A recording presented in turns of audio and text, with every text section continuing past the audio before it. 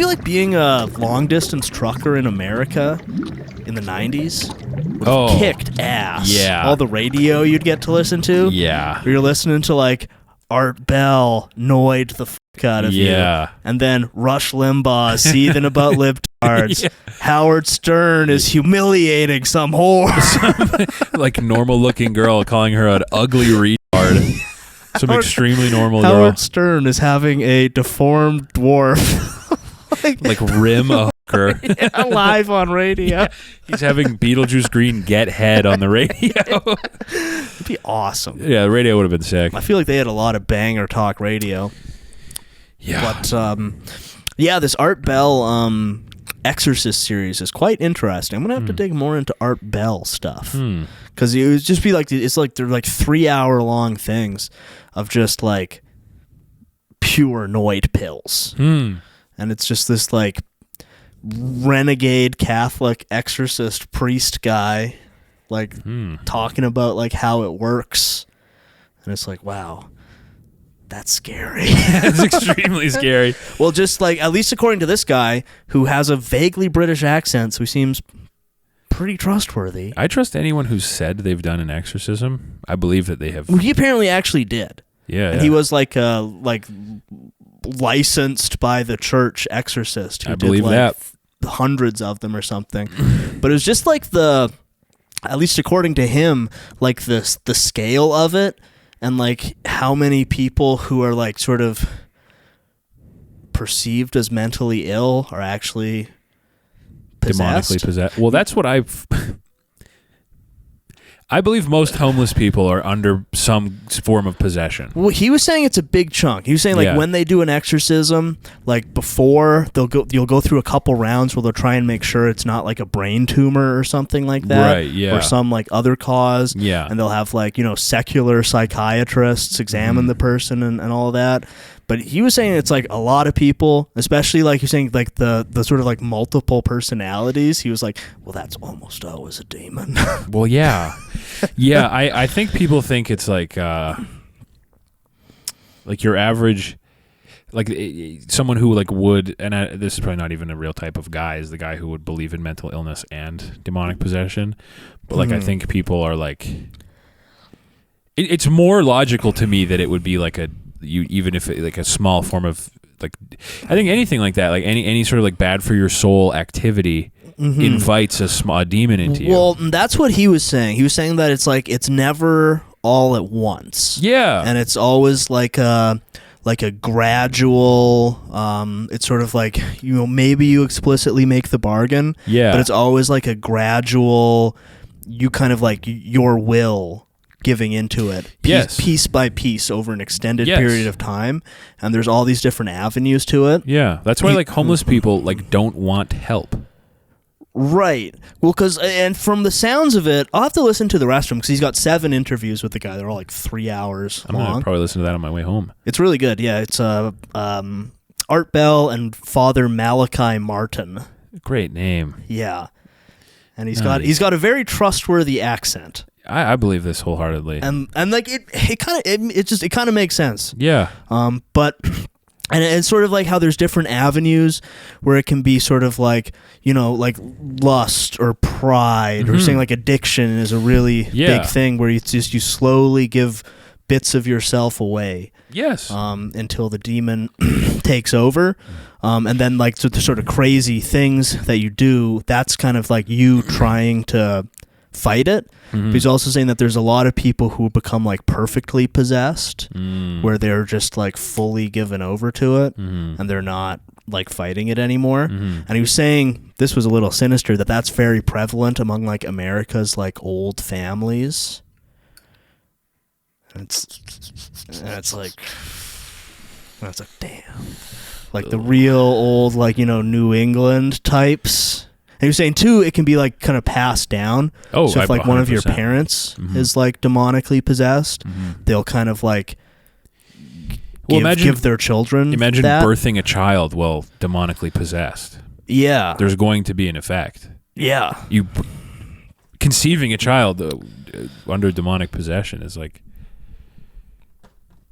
Yeah, and it's spooky stuff. And maybe because this is from like the mid '90s is when he was talking to him, and he was kind of all like, it's grown like crazy since like I think like from about like 1970 to like 95 ish. He was like, it's gone up like over 1,000%. We're seeing more than ever. Probably, and that I promise you, if you were to like chart that alongside the like sort of social degradation that we're all experiencing, it's probably 1-to-1. And also, this Father Martin was talking about how like he thought that we were close to like a turning of a new era, which will be some like, you know, big symbolic event.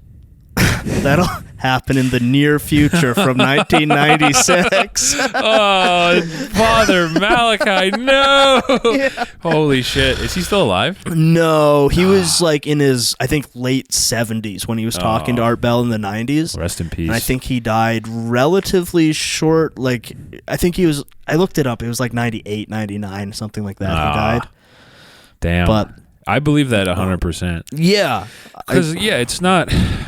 It's not like in like I don't think it operates the way it does like in a movie where it's just like you wake up and you're like, I guess I'm possessed now. Yeah, I don't even think it's like a little, you know, green or red monster, you know? No, but it is that you slowly kind of break yourself down by like giving in to these like negative impulses. Yeah, and then you can see it in the way like people, like a lot of people like choose to live every day extremely, like their life is bad.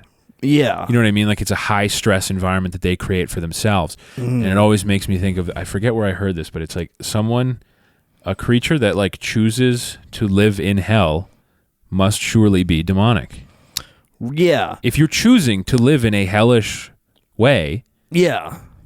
Well, and I think this is a more standard definition, but his kind of definition of hell is just like the absence of God. Yeah. And I feel like it's, even if you're not like a believer in like the supernatural, I feel like it still like kind of makes sense as almost like a literary device for explaining the world. Mm-hmm. But sure, yeah. It can also be that it's evil spirits. I 100% that there are these spiritual forces in the world. Yeah, you have to watch out. It's kind of what I was touching on when we had the great schism of just throw it in the trash. Yeah. But like the general thing is that like, yeah, every day you're like sort of little habits. Like that's why like all fat people are like crazy. Right. Yeah. That's why like everyone who's exceedingly fat is crazy. Yeah. And you can't trust them. But like really, like they like. Well, I feel like there's jolly fat fellows. True. There's plenty of jolly guys, but like a lot of people, those guys aren't like. You rarely ever see a jolly, like those guys are like big, but when you're severely fat, I've never seen a severely fat person who's jolly. Yeah, there's probably a level, but there's some, I mean, like John Candy was a big guy. Yeah, and you could see in his facial physiognomy but that you he can was tell not that he's crazy. Like mirthful, but he doesn't look like one of those like 1,000-pound sisters. No, but types. Chris Farley had a craziness. He was extremely fat, and you could see in his physiognomy that there was something crazy. And he was clearly battling with demons. Yes, exactly. But like, you know, like Nikado Avocado. Right. Gets fat, goes insane. Yeah. Like, literally goes fucking crazy. Because he was like inviting a demon, and every time he would like do something he knew he shouldn't. Well, and the thing too is like this whole interview thing with Malachi Martin. Actually, I got a book from him too. I haven't got to it yet. But he wrote a book called Hostage to the Devil. Oh, nice. Which is all about his exorcisms and stuff. That rules. Which I will read after the Jack Parsons book. That rules. But he was kind of doing all this like prior to the internet becoming what it is, which I feel like is really if how this works is like you slowly kind of give in to things. I feel like it's such a powerful mechanism for that. Yeah. For like tapping into like your worst facets, you know. Yeah, it's a way to speak without speaking. And it's like this like addiction that everyone has, because I feel like addiction is sort of he was saying that's like a really big part of it, and like it could be drugs, or it could be like Food. sex or power or money, or like these like compulsions. Yeah, it's like unnatural compulsions. Yeah, You know what I mean? that slowly like chip you away. Yeah. And it's like tooth enamel. Like it's extremely hard. I don't think you can get it back. Yeah, It's hard to. You can only kind of like. It's not exactly like tooth enamel, I guess, but like you can repair it and get it back. But it's like it's exceedingly easy to chip it away, and it takes so long to get yourself back. Well, at least according to Father Martin, the only way to do an exorcism is through like an ordained Catholic priest. He's like, we'll even have like the Buddhists and Muslims and Mormons have to come to us because there needs to be the authority. And it's like, Yeah. It's crazy stuff. I'm looking forward to reading his book and continuing listen, sitting at work with a headphone and being increasingly scared. Getting scared. Yeah. Yeah. Well, we're going into fall. It's time to get scary. Yeah, it's spooky season. Yes. Listening to a priest on a Noid radio show spook the hell out of me. Yeah. They're good. I'm gonna have to listen to more Art Bell stuff because I'd heard of him, but it's like, it's really damn, good. this is good radio. Damn. And he's kind of one of those like classic radio guys. Yeah. Who just like always asks just the right question, and then like random bumpkins will call in. Stuff. So what does he think? I got a dog who barks every night at 3 a.m. What does he think about that? Actually, his listeners, I will say, they seem a lot more like erudite than like the 630 Chud calling people. Yeah. It'll be like some lady like, my stepdaughter is a demon. Well, probably true. Or like some guy talking about, apparently, according to Father Malachi, you really don't want to mess with Ouija boards. No. Or doing remote viewing and stuff. No. So he was saying that's like sort of nitroglycerin for your soul. Any of that stuff. And you're opening yourself up. Yeah, you have to think about it like a door. Yeah. It is like you don't even... And he's saying that's like totally just opening yourself up. Yeah, if there's these, like sinister spirits. Yeah, man. If there's like a spiritual like door, like a door in the void, a spiritual door,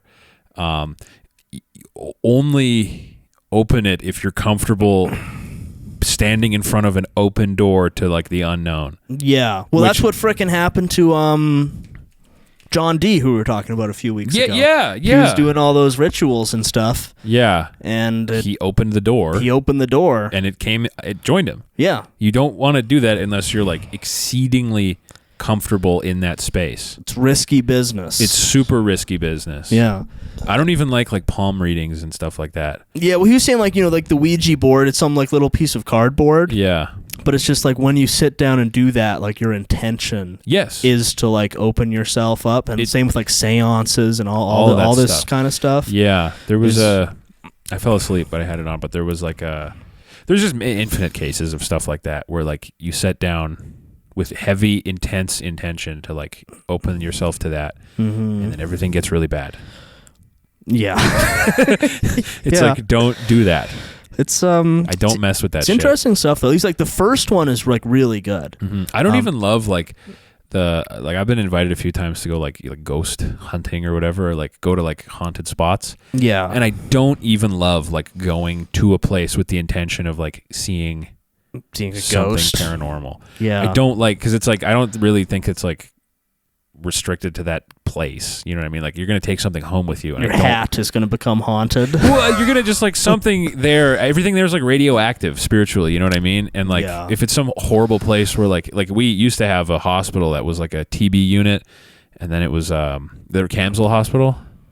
I'm not familiar by with like it. Westmount. We had like this old hospital around the turn of the century that was like a tuberculosis. I find anything north of the river of Edmonton, I think, is pretty cursed and evil. but like there's a lot of and it's just like I don't want to take anything home from there. Yeah. You know what I mean? I don't want anything latching onto me. It's no good. Because I feel like I have a high resistance to that kind of stuff, but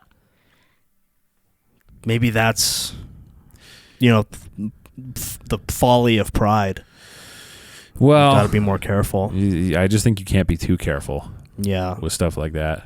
It's interesting stuff, though. It's extremely interesting. I would highly recommend this. At least the first one. I'm gonna listen to that. The second one is more like call-ins. Hmm. I haven't got into the other ones yet, but the first one is at least for like 2 hours. It's just kind of like, I'm an exorcist, and this is what I've done, and this is what's going on. That's awesome. I was like, wow, that's really crazy, Father. Thank you. That's great. Yeah, it's awesome. Speaking of Noidism, Yeah, let's go. Finished True Detective season 2. Okay, nice. I liked it. Yeah, I thought it was. I thought it was really good. It wasn't season 1, No, but nothing is. no, It couldn't be.